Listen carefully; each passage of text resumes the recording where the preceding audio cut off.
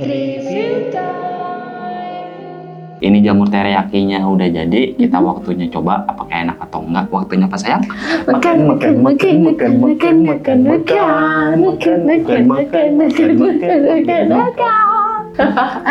Oke guys, ini gue buat sendiri ya, karena ini sering gue buat, jadi kita bagiin resepnya ke kalian. Jadi Langsung review aja guys. Jadi maksudnya ini resep buatan kamu gitu ya? Bukan buatan sih, maksudnya nyari beberapa referensi digabungin gitu loh. Oh my god. Bismillahirrahmanirrahim. Ini panjang-panjang banget. Potongnya. Iya.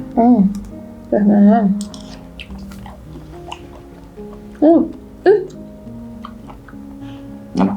Ini tuh kayak ada, serius deh, ini kayak menu yang aku pernah makan di restoran apa gitu. Sama banget rasanya, cuman bukan pakai jamur gitu saya. Enak. Jadi tuh apa ya? Nah, ini tuh jadi rasanya minyak wijennya itu berasa banget guys. Yang ini agak pedas.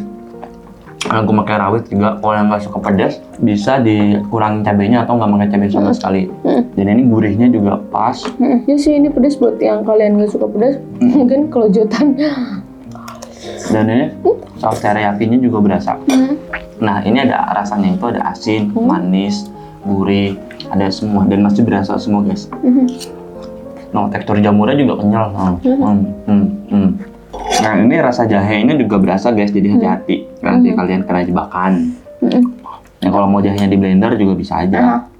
Panas, berasa kayak panas gitu tuh, karena jahe udah lada ya sayang.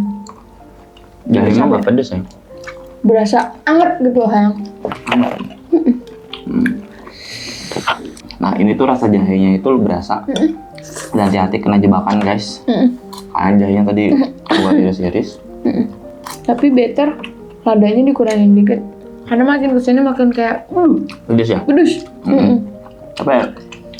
Overall ini enak. Soalnya masih ada yang jadi satu. Jadi gue sengaja jamurnya itu gue gede-gede gini guys, biar kalau digigit berasa.